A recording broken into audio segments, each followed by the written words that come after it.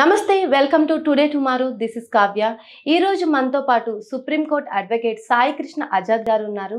నమస్కారం సార్. నమస్తే అండి. సార్ ఎలా ఉన్నారు? బాగున్నాను చాలా మేడం. రోజులైంది అవునండి, చూసి. చాలా సంవత్సరాలు అయింది. ఓకే సార్, ఇప్పుడు చాలా మంది అప్పులు చేసి అప్పులు ఎక్కువైపోయి తలకు మించిన భారం వేసుకొని ఆత్మహత్యలు చేసుకోవడానికి రెడీ అవుతున్నారు. అవునండి, అటువంటి వాళ్ళకి చట్టం ఏం చెబుతుంది? చాలా మంచి ప్రశ్న అడిగారు మేడం. యాక్చువల్గా ఏంటంటే ఈ మధ్య కాలంలో మనం చూసుకున్నట్లయితే అప్పుల బాధ ఎక్కువైపోయి చాలామంది చనిపోతూ ఉన్నారు. అవును.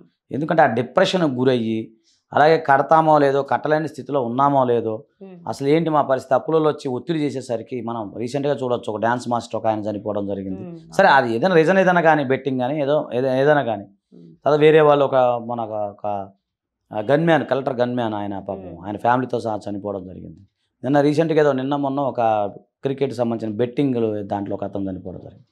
సో నేనేమంటానంటే, మీరు ఎప్పుడైనా సరే ఆర్థిక సంబంధమైన వ్యవహారాల్లో కొద్దిగా జాగ్రత్తగా ఉండమని చెప్తాను నేను. ఉమ్. ఒకవేళ తప్పదు, కొన్ని అనివార్య కారణాల మూలంగా కొంతమందికి ఏమవుతుందంటే సడన్గా అప్పులు అనేవి బిజినెస్లో లాస్ అవుతూ ఉంటుంది. అవును. ఇప్పుడు షేర్ బిజినెస్ అనుకోండి ఎగ్జాంపుల్.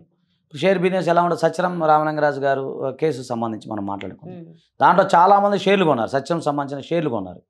ఒకేసారి ఆ కంపెనీ బోర్డు తిప్పేసరికి వాళ్ళ షేర్లు మొత్తం లక్షల్లో ఉన్నాయల్లా వందల్లో పడిపోయినాయి. డౌన్ అయిపోయాయి. వందల్లో కాదు, అసలు రూపాయల్లోనే పడిపోయింది. ఉమ్. ఆ సందర్భంలో చాలామంది డిప్రెషన్కి గురైపోయారు. అలాగే షేర్లు బిజినెస్ అని ఏదైనా సరే, ఇప్పుడు గోల్డ్ బిజినెస్ ఉంది, చాలామంది గోల్డ్ తీసుకొచ్చి అమ్మడం, అలాంటి సందర్భాల్లో కానీ, కొంతమంది ఏంటంటే ఫైనాన్స్ ఇస్తూ ఉంటారు, అలాంటి సందర్భంలో కానీ, లేదా ఇంక వేరే వేరే బిజినెస్లో కానీ, ఆ సందర్భంలో ఏమవుతుందంటే సడన్గా వాళ్ళకి పాపం అప్ అండ్ డౌన్స్, మనిషి అంతా అప్ అండ్ డౌన్ సహజం కదండి ఆర్థిక సంబంధం విషయాల్లో.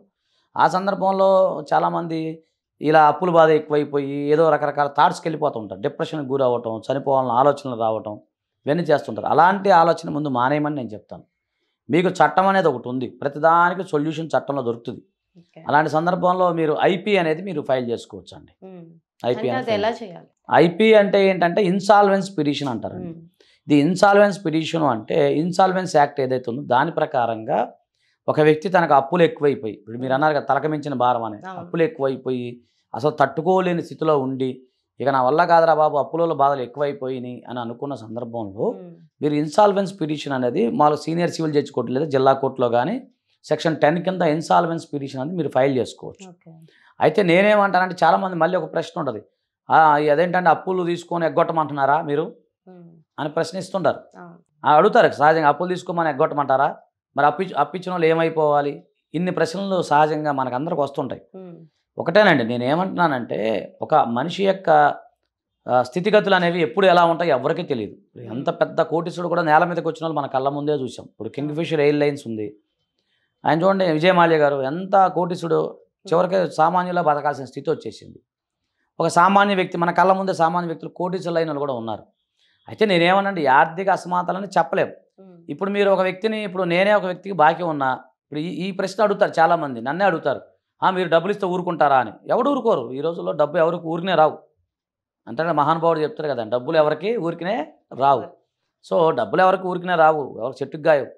అయితే ఏంటంటే ఒకటేనండి, మీరు ఇచ్చేటప్పుడు ఒక వ్యక్తిని మనం ఒత్తిడి చేస్తాం. ఇప్పుడు ఒక వ్యక్తిని నేను ఇచ్చాను, అతను నన్ను బలవంతంగా ఒత్తిడి చేస్తే అతను సూసైడ్ చేసుకున్నాను అనుకోండి, మీకు వచ్చే డబ్బులు కూడా రావు.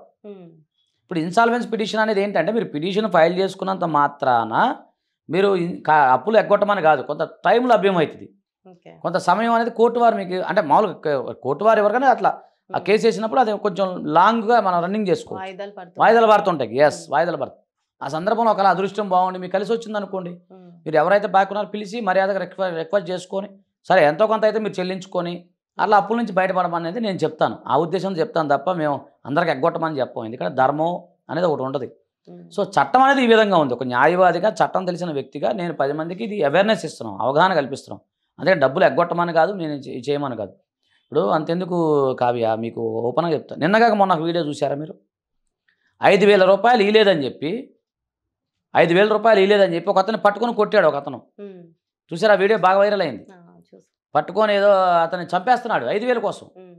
ఇప్పుడు అట్లా పొరపాటు చనిపోయాడు అనుకోండి, ఏంటి పరిస్థితి, వాళ్ళ పిల్ల పరిస్థితి ఏంటండి? అవును. ఇప్పుడు భార్య బిడ్డల పరిస్థితి ఏంటి? మీరు అప్పులు ఇచ్చినంత మాత్రం చట్టంలో చేతిలో తీసుకుని ఎక్కడ చట్టంలో లేదు, ఉమ్. మీరు అలా చేస్తే నేరం ఏంటి? ఇప్పుడు అలా కూడా అనొచ్చు, అప్పులు తీసుకుని ఎగ్గొడతారంటారంటే మీరు ఇచ్చేటప్పుడు జాగ్రత్తలు తీసుకోవాలి. ఎలాంటి వాడికి ఇవ్వాలి, ఒక మంచి సౌండ్ ఇవ్వాలన్న మనస్తత్వం ఉండాలి, ప్లస్ అతని ఆర్థిక స్థితి బాగుండాలి, అలాంటి వాళ్ళకి ఇవ్వాలి. అలానే ఎవరికి ఇవ్వద్దని కాదు. ఇక్కడ ఏంటంటే పేదవాళ్ళు ఎవరు అంటే జనరల్‌గా జనరల్ టాపిక్స్ పెద్దోళ్ళు చెప్తారు కదమ్మా! నేను కాదు, పెద్దోళ్ళు చెప్తారు. ఏమని చెప్తారు? పేదవాడు అంటే మంచి గుణము లేనివాడే పేదవాడు.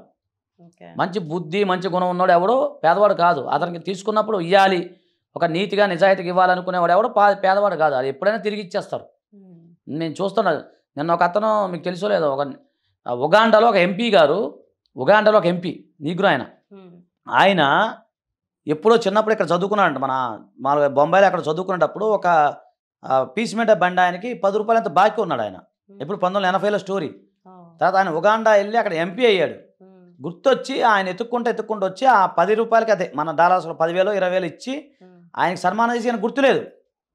ఇతనికి పీస్ మీటర్ అమ్మిన ఆయనకి గుర్తులేదు. ఎందుకంటే ఎంతమంది పిల్లలు వస్తుంటారు, పోతుంటారు కదా! హ్మ్. అలాంటి నీతి నిజాయితీ పరులు ఎంతమంది లేరండి.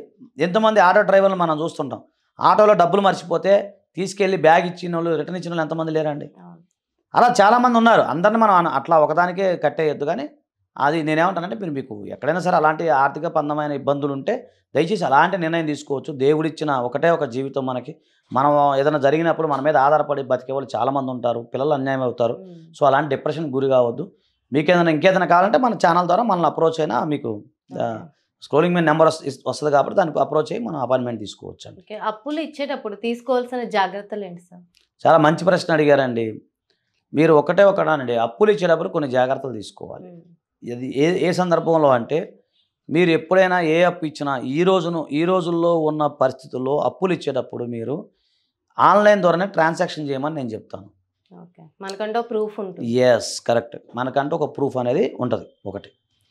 రెండోది, మీరు అప్పులు ఇచ్చే సందర్భంలో జస్ట్ ఒక వైట్ పేపర్ తీసుకొని, ఇప్పుడు మనకు ఖాళీ పేపర్ దొరుకుతుంది. రోడ్డు మీద ఎక్కడైనా ఏ షాపులో అయినా మీకు దొరుకుతుంది.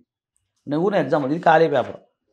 ఈ ఖాళీ పేపర్ మీద జస్ట్ మీకు ₹1 స్టాంప్ ఉంది కదా! ₹1 రెవెన్యూ స్టాంప్ గుర్తుపెట్టుకోండి. ₹1 రెవెన్యూ స్టాంప్ ఉంటది. ఓకే. ఆ రెవెన్యూ స్టాంప్ తీసుకొని మీకు బయట ఎక్కడైనా దొరుకుతుంది. ఏ షాప్‌లోనే దొరుకుతుంది. లేదు మీరు పోస్ట్ ఆఫీస్‌కెళ్తే రెవెన్యూ స్టాంప్ ₹1. హ్మ్. ఎప్పుడైనా ప్రతి మనిషి ఒక ₹10 పెట్టుకొని, నేను ఒకటే సలహా చెప్తాను. ఇది మాత్రం మీరు అందరూ పాటించాలి. మీరు కూడా పాటించాలి. నేను కూడా పాటించాలి. నేను ఆల్రెడీ నా దగ్గర ఉన్నాయి. నేను పాటిస్తుంటా. ఒక ₹10 పెడితే 10 స్టాంపులు వస్తాయి. రూపాయి స్టాంపులు. హ్మ్. అది జేబులో పెట్టుకొని తిరగండి. సింపుల్ కదండి. ₹10 కదా! జస్ట్ ఒక పేపర్ మీరు పర్సులో పెట్టేసుకుంటే అయ్యే పడి ఉంటాయి. అవి ఎన్నాలైనా దానికి వ్యాలిడిటీ ఉండదు. ఓకే. సో ₹1 స్టాంపులు దొరుకుతాయి, మీరు రెవెన్యూ స్టాంపులు. హ్మ్. జస్ట్ అవి తీసుకొని మన జేబులో పెట్టేసుకోండి. ఇప్పుడు ఎవరికైనా ఉదాహరణ సడన్గా మీరు వచ్చారు, కావ్య వచ్చింది నా దగ్గరికి, అంటే ఊనే ఎగ్జాంపుల్ చెప్తున్నా. హుహు. మళ్ళీ నన్ను డబ్బులు అడగమాకండి చెప్తున్నాను. సడన్గా ఒక 50,000 అడిగింది అనుకోండి. హ్మ్. సరే మీ స్థాయిలో అంత తక్కువ అనుకోండి. వాళ్ళు అడిగారు అనుకోండి. హ్మ్. అన్నప్పుడు లేదో 10,000 అడిగారు అనుకోండి. నేనేం చేస్తా, జస్ట్ ₹1 స్టాంప్ మీద పెట్టేసి చిన్న సంతకం తీసేసుకొని, ఇట్లా నేను కావ్యకి, ఇలా కావ్య అని నేను పలానా సాయికృష్ణ ఆజాద్ గారి వద్ద ఇక ₹10,000 నేను తీసుకున్నాను. ఆయన అడిగినప్పుడు గుర్తుపెట్టుకోండి, ఆయన అడిగినప్పుడు ఎప్పుడైనా సరే ఆయన డిమాండ్ మేరకు ఎప్పుడైనా నేను చెల్లించగల వానిని లేదా చెల్లించగల దానిని అని చెప్పి నేను ప్రామిస్ చేస్తున్నాను, ఐ ప్రామిస్ యూ అని చెప్పి ఓకే. జస్ట్ ఒక పేపర్ మీద రాసేస్తే మీకు అయిపోతే వ్యాలిడ్, అది హ్మ్. వ్యాలిడ్ ప్రూఫ్, ఈజీగా ఉంటుంది. లేదు సార్ ఈ రెవెన్యూ స్టాంపులు బాధ నాకెందుకు సార్, ఇవన్నీ పంచాయతీలు నాకెందుకు అని మీరు అనుకున్నప్పుడు, డబ్బులు ఇచ్చేటప్పుడు మీరు 10,000 ఇచ్చేటప్పుడు ₹1 పెద్ద ఇబ్బంది ఏముందండి. ఆ! లేదు అలా కాదండి, అలా కూడా కష్టం అనుకున్నప్పుడు జస్ట్ ప్రతి ఫ్యాన్సీ షాప్లో ప్రామిసర్ నోట్లు ప్రింటెడ్ ఫామ్స్ దొరుకుతాయి మీకు. హుహు. ప్రామిసర్ నోట్లు ప్రింటెడ్ ఫామ్స్ దొరుకుతాయి. ఒక 10 తెచ్చుకొని పెట్టుకోండి మీ దగ్గర. పెట్టుకోండి బ్యాగులో పడేసుకోండి. ₹5 అవుతుంది ఒకటి. అంటే ₹50 పెడితే దొరుకుతుంది. 10,000 కూడా తీసుకోండి, నష్టం లేదు. ఎందుకో నేను అంటానంటే, ఇచ్చేటప్పుడు ఏముంది ₹5 పెట్టేస్తే అయిపోద్ది. మీకు లీగాలిటీ వచ్చేస్తుంది. హ్మ్. ఇప్పుడు ప్రామిసరీ నోట్ అనేది చూస్తానికి చాలా చిన్నగా అనుకుంటాం. కానీ దాని మీద చాలా చాలా కేసులు ఆధారపడి ఉంటాయి. ప్రామిసరీ నోట్ అనేది లీగల్గా మీకు చాలా వ్యాలిడిటీ ఉంటుంది. సో ఆ సందర్భంలో ఏంటంటే మీరు అలాంటి చిన్న పని చేయండి. లేదు మీకు ఇబ్బందిగా ఉంది, అది కూడా కాదనుకుంటే ఒక చెక్ తీసుకోండి. ఈరోజు చెక్ బుక్ లేని వాళ్ళు ఎవరో లేరు నాకు తెలిసి. మ్యాక్సిమం అందరి దగ్గర చెక్ ఉంటుంది. చెక్ తీసుకోండి. దాని మీద డేట్ వేయకండి. డేట్ వేస్తే 3 months వ్యాలిడిటీ ఉంటుంది. ఒక చెక్ తీసుకుని మీ దగ్గర పెట్టుకోండి. హ్మ్. చెక్ బౌన్స్ చేసుకోండి. లీగల్గా వెళ్ళండి మీరు. ఆ ప్రయత్నం చేసుకోండి. లేదు సార్ ఇది కూడా కాదనుకుంటే మీరు ఆన్లైన్ ట్రాన్సాక్షన్ చేయండి.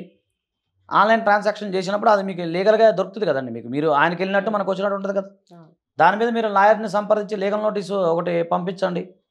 సో ఇన్ని రకాల మార్గాలు ఉన్నాయి చట్టంలో. కాబట్టి ఏంటంటే మీరు అప్పులు ఇచ్చినప్పుడు ఇలాంటి జాగ్రత్తలు తీసుకోండి. కానీ తొందరపడిపోయి ఎవరో ఫ్రెండ్ అడిగాడు, చుట్టం అడిగాడు అని చెప్పి నమ్మకాల మీద అయితే పనులు అవ్వండి. నమ్మకాల మీద దయచేసి మీరు నమ్మకాల మీద డబ్బులు ఎవరికి ఇవ్వద్దు.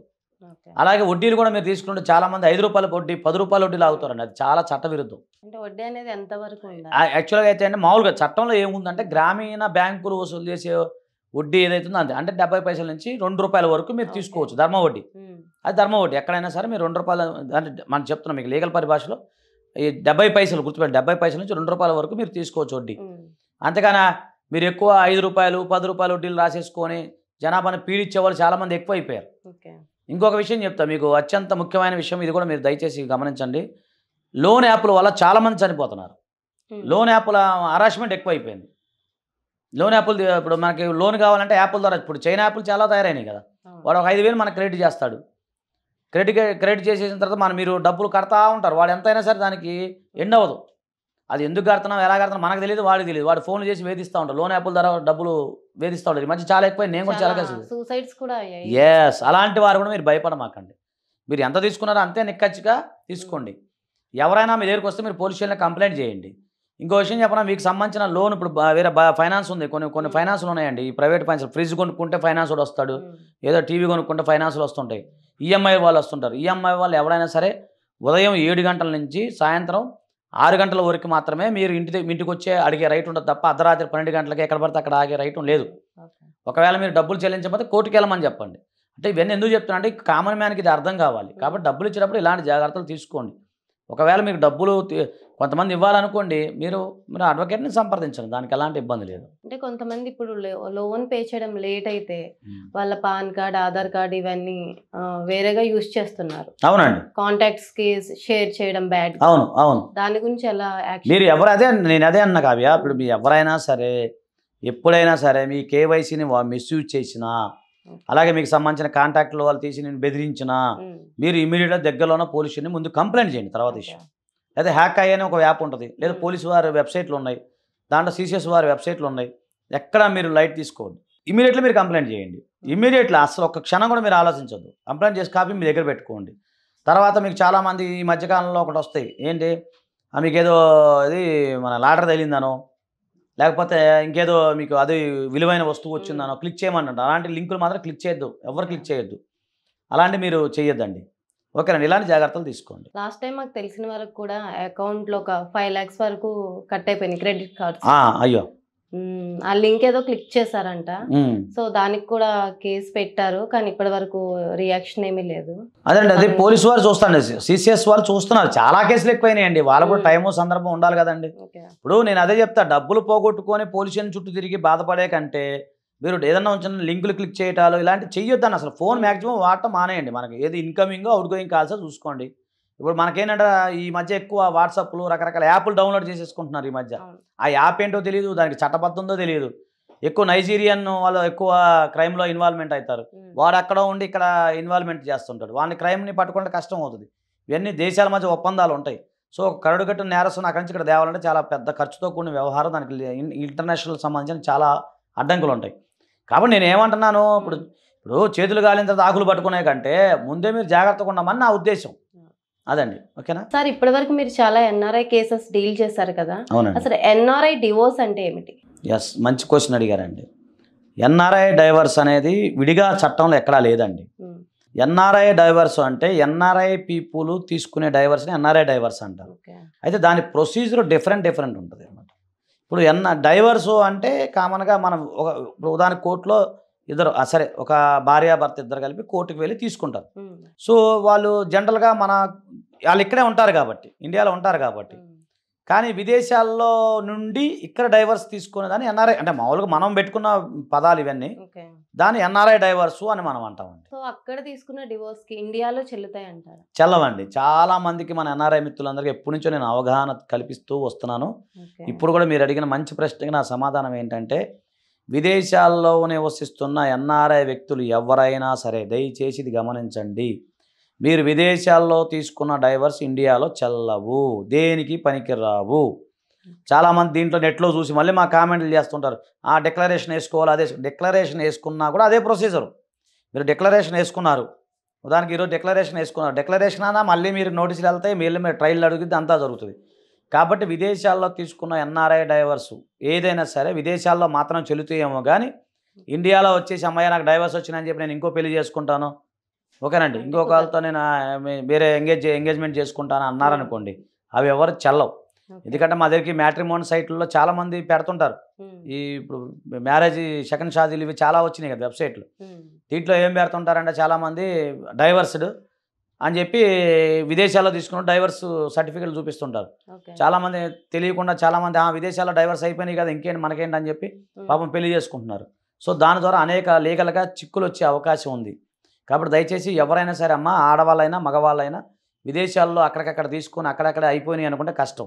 మీకు ఒక ప్రశ్న వేస్తాను కావ్య. ఇండియాలో పెళ్లి చేసుకొని హిందూ సాంప్రదాయం ప్రకారం పెళ్లి చేసుకొని విదేశాలకు వెళ్ళి క్రిస్టియన్ సాంప్రదాయం ప్రకారం డైవర్స్ ఎలా వస్తాయి? సింపుల్ లాజిక్ మిస్ అవుతున్నారు కదా. అది క్రిస్టియన్ కంట్రీస్ అవన్నీ. సరే క్రిస్టియనో ఏదో XYZ మతానికి సంబంధించింది, హిందూ సంబంధించినవి కావు. ఇంకోటి హిందూ మ్యారేజ్ యాక్ట్ అనేది కేవలం భారతదేశంలో మాత్రమే ఉన్నది, ఎక్కడా లేదు, విదేశాల్లో ఎక్కడా లేదు. ఓకేనండి. అందుకని మీరు హిందూ మ్యారేజ్ యాక్ట్ ప్రకారం వివాహం చేసుకొని హిందూ మ్యారేజ్ యాక్ట్ ప్రకారమే మీరు డైవర్స్ తీసుకోవాలి తప్ప వేరే దేశంలోకి వెళ్ళిపోయి అమ్మాయి నాకు పెళ్ళి అయిపోయింది, నాకు డైవర్స్ అయిపోయింది కానీ నన్ను ఎవరు ఏం చేయలేరు అనుకుంటే మాత్రం అది నేరము. ఓకేనండి. మరి విదేశాల్లో ఉన్న వాళ్ళు ఇక్కడ డివోర్స్ తీసుకోవాలంటే ఎలా తీసుకోవాలి? ఎస్, ఇది కూడా చాలా మంచి ప్రశ్న అండి. విదేశాల్లో నివసిస్తున్న వారు ఇక్కడికి రాకుండా కూడా డైవర్స్ తీసుకోవచ్చు. ఓకే, ఎలా అండి అది?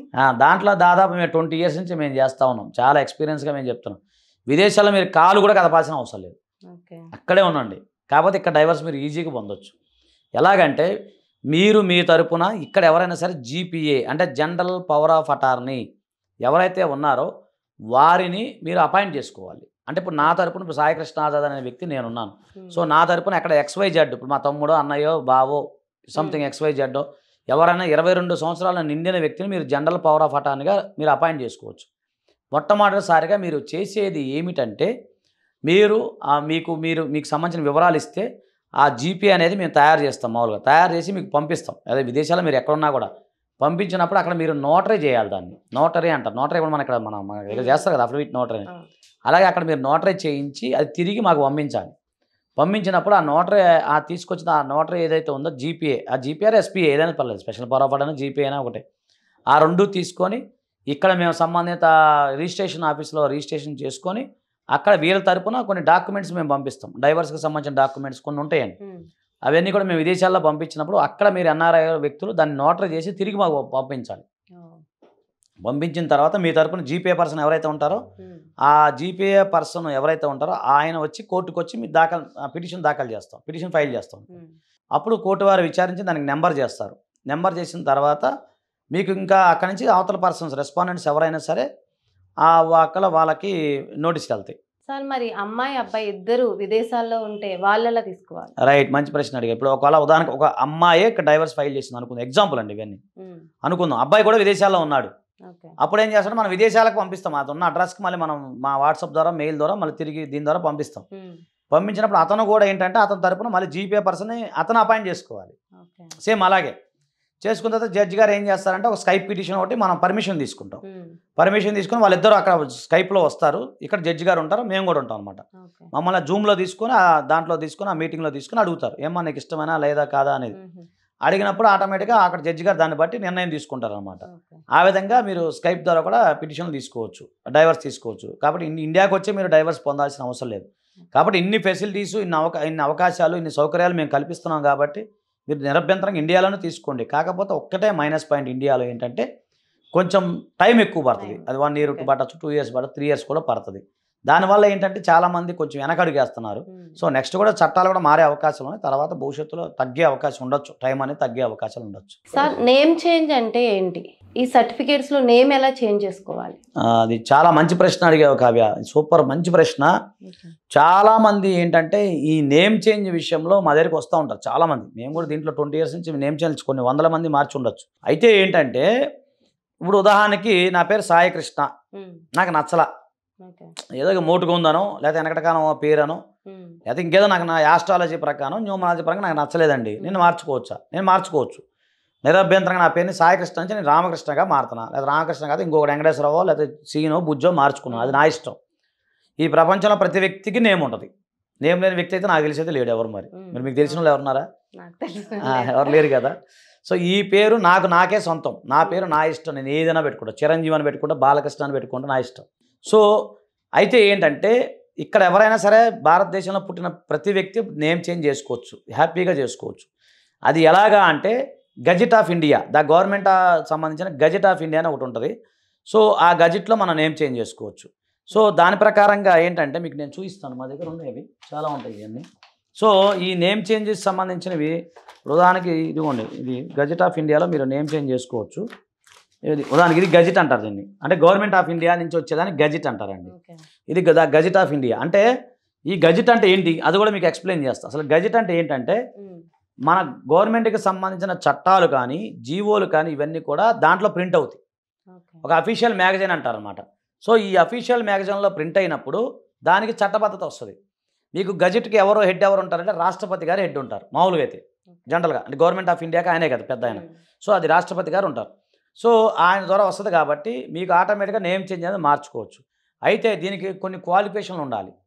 మీరు బై బర్త్ భారతీయ పౌరులై ఉండాలి, 2 18 ఇయర్స్ నిండి ఉండాలి, మీ మీద ఎలాంటి క్రిమినల్ కేసులు నమోదై ఉండకూడదు, ప్రజెంట్ క్రిమినల్ కేసులు ఏమి ఉండకూడదు అనమాట. సో అదనమాట. ఆ విధంగా ఉన్నప్పుడు మీరు నేమ్ చేంజ్ ఈజీగా అనేది చేసుకోవచ్చు. అయితే నేమ్ చేంజ్ చేసుకోవడానికి ఏమేం కావాలంటే ముందు చాలామందికి ఇది గమనించండి, చాలామంది నేమ్ చేంజ్ అయిపోకుండా సర్టిఫికెట్లో నేమ్ చేంజ్ అనుకుంటారు. సర్టిఫికెట్లో నేమ్ చేంజ్ మారవు. ఇంతకు ముందు ఉండేదే ఉంటుందా? అవునండి, అదే ఉంటుంది. మీ పేరు ఉంది, మీ పేరు కావ్య అనే సర్టిఫికెట్లో ఉంటుంది, నా పేరు సాయికృష్ణ ఉంటుంది. కాకపోతే మనం ఏ పేరు ఉదాహరణకి కావ్య నుంచి XYZ మార్చుకున్నారు, ఊరిని XYZ అని మార్చుకున్నారు అనుకోండి. అప్పుడు మీరు ఈ గజెట్లో Kavya changed her name as XYZ అని వస్తుంది. అర్థమవుతుందా? సో మీరు ఎక్కడికైనా వెళ్ళినప్పుడు కూడా మీరు XYZ రాసుకుంటారు, రాసి ఈ కావ్య సర్టిఫికేట్ ప్లస్ ఈ గజెట్ పెడతారు. పెట్టడం వల్ల ఏమవుతుంది అంటే అది లీగల్ కదా, గవర్నమెంట్ ఇండియా నుంచి వస్తుంది. మీకు ఆధార్ కార్డు ఎవరు ఇస్తారు? Government. Yes, PAN card, passport, voter ID అన్ని గవర్నమెంట్ ఆఫ్ ఇండియా ఇస్తుంది. కాబట్టి గవర్నమెంట్ ఆఫ్ ఇండియాతో పాటు ఇది పెడతారన్నమాట. ఉదాహరణ మీరు ఎగ్జాంపుల్ ఒక ఎగ్జామ్ రాయడానికి వెళ్ళారు, ఏదైనా గవర్నమెంట్ జాబ్స్ కొట్టాలని, అది కూడా మీకు వ్యాలిడిటీ ఉంటుంది. సో ఇది పూర్తిగా లీగలైజ్డ్ అండి, ఎలాంటి ఇబ్బంది లేదు, కానీ టైం అనేది కొంచెం టైం పడుతుంది, కొన్ని మంత్స్ పడుతుంది ఒకటి. తర్వాత గజెట్ అంటే మీకు చెప్పే కదా గవర్నమెంట్కి సంబంధించిన చట్టాలు జీవులు అని ఇందులో ప్రింట్ అవుతాయి. సో దీని గురించి పెద్ద ఒరిగాల్సిన అవసరం లేదు. ఇంకొకటి ఏంటంటే చాలామందికి సర్టిఫికెట్లో రకరకాల పేర్లు పడుతూ ఉంటాయి. ఓకేనా, మీకు అర్థమవుతుందా? ఇప్పుడు సర్టిఫికెట్లో ఉదాహరణకి వాళ్ళ సర్నేమ్ ఒకటి కానీ తండ్రి గారి పేరు కానీ డిఫరెంట్లు పడుతూ ఉంటాయి. చాలామంది మా దగ్గరకు వస్తుంటారు అలాంటివి కూడా నేమ్ చేంజ్ చేసుకోవచ్చు. కాకపోతే దాని ప్రొసీజర్ ఏంటంటే డిక్లరేషన్ అంటాం, అంటే పబ్లిక్ నోటీస్ అంటాం. దాని ఏంటంటే I declared my name wrongly entered in my SSC or enter degree whatever it may be, actual correct name is so and so. అర్థమవుతుందా? ఇప్పుడు నా పేరు సాయికృష్ణ అని పడిన సర్టిఫికెట్లో దీన్ని నేను రామకృష్ణగా మార్చుకోవాలంటే పబ్లిక్ నోటీస్ ఇవ్వాలి, ఇచ్చి దాన్ని కూడా మనం లీగల్ ఎంటైటిల్గా చేసుకోవాల్సి వస్తుంది అనమాట. సో ఇదండి లీగల్ ప్రొసీజర్. మీరు హ్యాపీగా నేమ్ చేంజ్ చేసుకోవచ్చు, మీ సర్టిఫికెట్లో నేములు ఏమైనా కూడా అన్ని కరెక్షన్ చేసుకోవచ్చు. సార్ BNS అంటే ఏంటి? BNS అంటే ఏంటంటే ఈ మధ్యకాలంలో మీరు ఎక్కువ వింటున్నారు ఈ పదం, BNS అనే పదం ఎక్కువ వినపడుతుందా? BNS అంటే ఒక చట్టం. మీకు కొన్ని ఇప్పుడు ఈ మధ్యకాలంలో ఇండియన్ పీనల్ కూడా IPC విన్నారా? ఇండియన్ పీనల్ కూడా మీరు వింటారు కదా, IPC, CRPC, Indian evidence act. ఇవి క్రిమినల్కి సంబంధించిన చట్టాలు మన భారతదేశంలో. ఇవి బ్రిటిష్ వాళ్ళు తయారు చేశారు. సో అదే చట్టాలు ఇప్పుడు వరకు కంటిన్యూ అవుతున్నాం.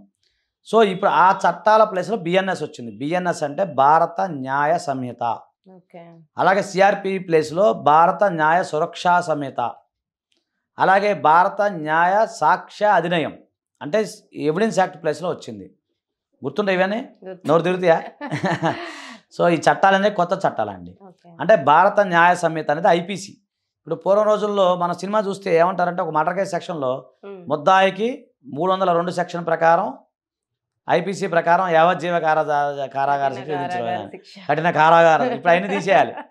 సినిమాల్లో కూడా IPC అనే పదం వాడకూడదు. ఇక BNS ప్రకారంగా 100, ఇప్పుడు మర్డర్ కేసు అంటే 100, 102 వస్తుంది. 102 కింద అని శిక్ష వేయాలని చెప్పి ఇప్పటి నుంచి మనము మన పిల్లలు మన ముది మనవలు అందరూ చూసుకుంటూ వెళ్ళిపోతారు, మనవడు మనవరాలు. ఎందుకంటే ఉండే చట్టం ఇదే భవిష్యత్తులో. అది ప్రధానమంత్రి మోడీ గారు దాన్ని తీసుకొచ్చారు. అది ఎప్పుడు వచ్చిందంటే డిసెంబర్ 25, 2023 గుర్తుపెట్టుకోండి. 2023 డిసెంబర్ 25 నాడు రాష్ట్రపతి ఆమోదం ముద్రతో అమల్లోకి వచ్చింది. అమలు అంటే ఇన్ ద సెన్స్ మార్కెట్లోకి వచ్చింది. అమల్లోకి వచ్చేసరికి జూలై 1 నుంచి అది అమల్లోకి వస్తుంది. అంటే జూన్ ఎండింగ్లో జూలై 1 నుంచి అమల్లోకి వస్తుంది. సో ఇప్పుడు ఎవరైనా సరే జూలై 1 తర్వాత నేరం చేస్తే IPC బదులు BNS ప్రకారం అతను ఏం శిక్ష విధించాలి ఏంటి అనేది వస్తుంది. దీనికి సంబంధించి మన తెలుగులోనే మొట్టమొదటిసారిగా మన ఛానల్లోనే పెట్టాం. మీరు BNS తెలుగు అని కొడితే ఆ BNS సంబంధించిన అన్ని లింకులు వస్తాయి. ఒకటి మన ఛానల్లోనే ఉంది BNS గురించి. నెక్స్ట్ ఎపిసోడ్లో BNS అనే సెక్షన్స్ ఏమున్నాయి, ఏ నేరానికి ఏమి శిక్ష ఏంటి ఆ సెక్షన్స్ అని మనం ఎక్స్ప్లెయిన్ చేద్దాం ఒకటి ఎపిసోడ్లా పెట్టుకొని. ముఖ్యంగా దీనికి సంబంధించిన 12 చాప్టర్స్ ఉన్నాయండి. 12 చాప్టర్స్లో 358 సెక్షన్స్ ఉన్నాయి. అంతకుముందు 500 చిల్లర ఉండేయాలండి. అవన్నీ పోయినాయి. అసలు దాన్ని చదవడం కూడా ఇప్పుడు అనవసరం, అది పనికిరాదు, ఉదయండి. ఇప్పుడు కొత్తగా నేర్చుకునే న్యాయ విద్యార్థులు కానీ, కొత్తగా వచ్చే వృత్తిలో వచ్చేవాళ్ళు కానీ, అలాగే పోలీసు వారు కానీ, అలాగే మీలాంటి కామన్ మ్యాన్స్ కానీ కొన్ని ఈ చట్టాల గురించి మనం ఎక్స్ప్లెయిన్ చేసాం కూడా కొన్ని ఛానల్స్లో ఉన్నాయి. సో మీరు కూడా ఓకే అంటే మన దాంట్లో టుడే టుమారోలో కూడా నెక్స్ట్ మనం ప్లాన్ చేద్దాం, మంచిగా చక్కగా సిరీస్ చేద్దాం. ఇప్పుడు ఉదాహరణకి 498 ఉందనుకోండి, ఇప్పుడు లేదు, ఇప్పుడు తీసేశారు. ఇప్పుడు 85 సెక్షన్ 84, 85 కింద వస్తుంది అనమాట. మీకు అర్థమవుతుందండి. అలాగే మర్డర్ కేసు సెక్షన్ మీరు అన్నారు కదా, అది లేదు, ఇప్పుడు 102 అనాలి. తర్వాత అటెంప్ట్ టు మర్డర్ వచ్చేసరికి 106, 108, 109 ఈ మారిపోయిన సెక్షన్స్. అలాగే చీటింగ్ కేసు 420 అంటే తెలుసా మీకు? 420 అంటే చీటర్ అని అర్థం. అది పోయింది. ఇప్పుడు అది ఎవరిని అనకూడదు, మన 420 అంటే నవ్వుతాడు ఎవడన్నా రేపు. అది కాదు, 318. అరే 318 రానాలి.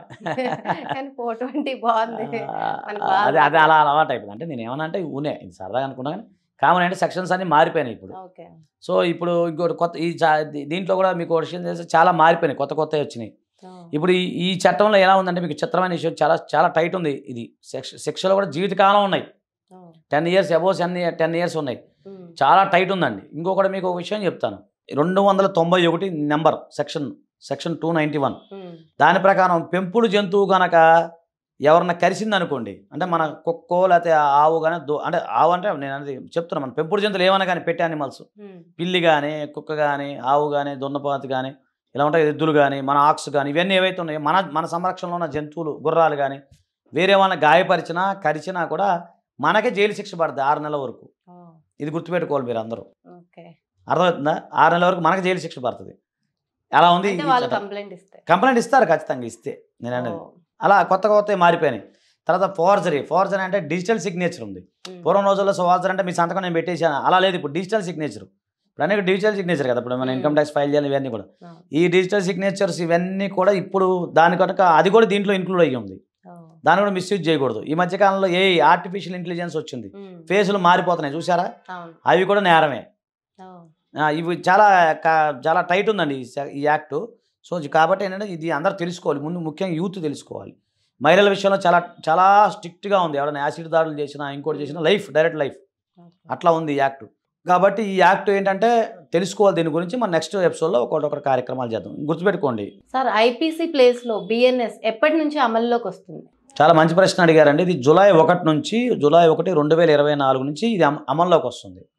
ఇక జూలై తర్వాత అంటే మీకు జూన్ 31 నైట్ 12 గంటలకల్లా ఐపీసీ అనేది క్లోజ్ అయిపోతుంది.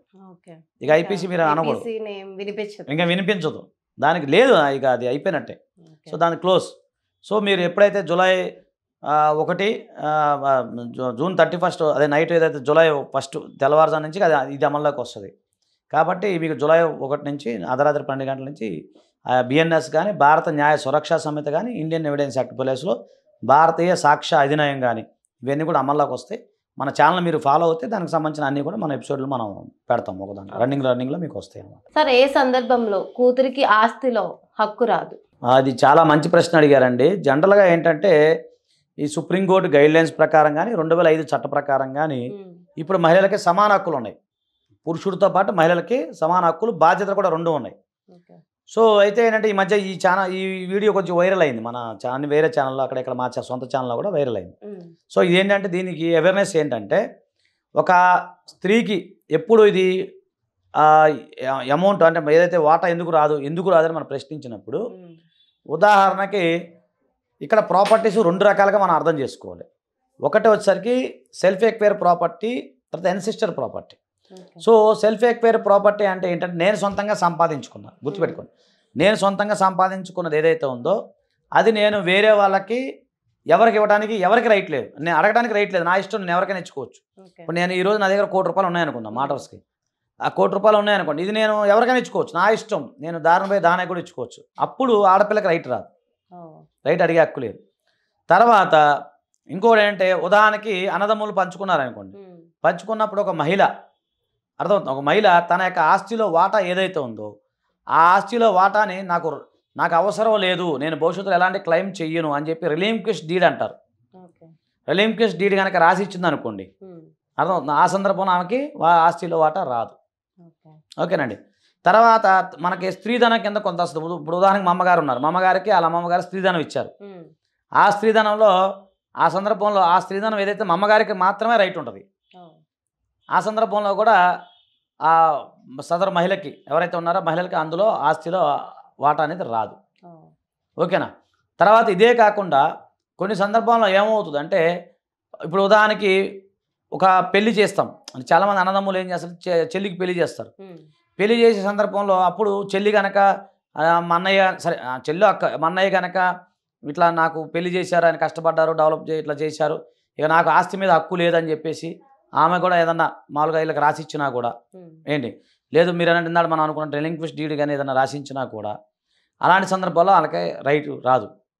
తర్వాత ఇంకొక ఏ సందర్భంలో రాదంటే, మా తాతగారు ఉన్నారండి, మా తాతగారి ద్వారా మా నాన్నగారికి 2 ఎకరాలు వచ్చింది. అర్థమవుతుందా. సో దాని ద్వారా మా నాన్నగారికి 2 ఎకరాలు వచ్చినాయి కదా, ఇప్పుడు నేను మా సిస్టర్ ఉన్నాం అనుకున్నాం, అంటే మొత్తం 3 ఎకరాలు ఉంటాయి. సో ఈ 3 ఎకరాల్లో ఆమెకు వచ్చే భాగం మాత్రమే ఆమెకు వస్తుంది తప్ప ఈ 3 ఎకరాలు ఆమెకు రావు. ఇప్పుడు మా తాతగారి ద్వారా మా నాన్నగారికి 3 ఎకరాలు వచ్చిందండి. అప్పుడు మా నాన్నగారికి ఒక వాటా, నాకు ఒక వాటా, మా చెల్లికి ఒక వాటా, అంతే కదా. సో మా చెల్లికి నా వాటాలో మా నాన్నగారి వాటాలో ఉండదు, రైట్ ఉండదు. అర్థమవుతుందండి. సో ఈ విధంగా అనమాట. అంటే ఇక్కడ 3 ఆలోచించాలి. ఎన్సెస్టర్ ప్రాపర్టీలో మాత్రమే ఒక మహిళకి హక్కు ఉంటుంది, అంతే తప్ప లేదు. ఇప్పుడు నేను ఇంకొక విషయం చెప్తాను. నేను సంపాదించుకున్నాను, నేను 1 కోటి రూపాయలు సంపాదించుకున్నాను, నాకు కొడుకు ఒక బిడ్డ అనుకున్నాను. సో నాకు కూతురికి నాకు ఇష్టం లేదు, కూతురికి ఇవ్వడం నాకు ఇష్టం లేదు. అప్పుడు నేను ఒక వీలునామా రాశా, నా తదనంతరం నా యొక్క సెల్ఫ్ ఎక్వైర్ ప్రాపర్టీ, గుర్తుపెట్టుకోండి ఈ పదం మీరు ఖచ్చితంగా గుర్తుపెట్టుకోవాలి. అంటే తెలుగులో స్వార్జితము అంటే సొంతంగా సంపాదించుకున్న ఆస్తి అని అర్థం. నా సెల్ఫ్ ఎక్వైర్ ప్రాపర్టీ నా సొంత ఆస్తి, నా ఇష్టం, నేను కష్టపడి సంపాదించుకున్నా. ఆ ఆస్తిలో నాకు నచ్చింది, నా కొడుకు అంటే నాకు ఇష్టం. అంటే నేను మళ్ళీ ఇది చూసి అదేంటంటే కొడుకు బిడ్డలు తేరతామేమో అని అనద్దు, ఎగ్జాంపుల్ మాత్రమే, అంటే నేను న్యాయవాదిగా చెప్తున్నాను. లేదు ఇద్దరు కూతుర్లే అనుకుందాం, పోనీ మాట ఇద్దరు కూతుర్లే అనుకుందాం. సో నాకు నచ్చి నా పెద్ద కూతురికే నేను ఇచ్చేస్తున్నా, నా ఇష్టం, నా 1 కోటి రూపాయల ప్రాపర్టీ నా పెద్ద కూతురు, నా తదనంతరం నా పెద్ద కూతురికని ఇచ్చేస్తా. అప్పుడు ఆమెకు రైట్ రాదు, చిన్న కూతురికి రాదు. అర్థమవుతుందండి. లేదు ఎప్పుడు వస్తుంది, ఒక హిందూ పురుషుడు అనే వ్యక్తి వీలునామా రాయకుండా మరణించాడు, సడన్గా చనిపోయారు. సడన్గా చనిపోయినప్పుడు అప్పుడు ఆమెకు రైట్ వస్తుంది. ఇద్దరికి సమాన హక్కులు, ఒక భార్య ఉంటే భార్యకి సమాన హక్కులు, కొడుకులు ఉంటే కొడుకులు, అంటే మిగిలిన వాళ్ళ కొడుకులు వారసులు ఎవరైతారో వాళ్ళిద్దరికి సమాన హక్కులు వస్తాయి. తల్లి ఉంటే తల్లికి కూడా వాటా వస్తుంది. అర్థమవుతుందండి. సో ఈ విధంగా ఉన్నప్పుడు మాత్రం వస్తుంది తప్ప జనరల్గా మనం ఇది మనం చాలామంది వాటా వచ్చేస్తుందని చెప్పేసి వేసుకుంటే పార్టిషన్ సూట్లు ఫైల్ చేస్తే కోర్టు వారు అన్నీ గమనిస్తారు, ఊరినే మనం అడగానే డబ్బులు ఇవ్వరు కదా, వాటా వేసినంత మాత్రం అవ్వదు. సో అలాంటివి ఏదైనా ఉన్నా కూడా మీరు మన స్క్రోలింగ్ నెంబర్ ఏదైతే ఉందో దాన్ని మీరు సంప్రదించుకోవచ్చు, ఇబ్బంది ఏం లేదు. ఓకే సార్, థ్యాంక్ యూ, చాలా ఇంపార్టెంట్ మెసేజ్ ఇచ్చినందుకు. నమస్కారం.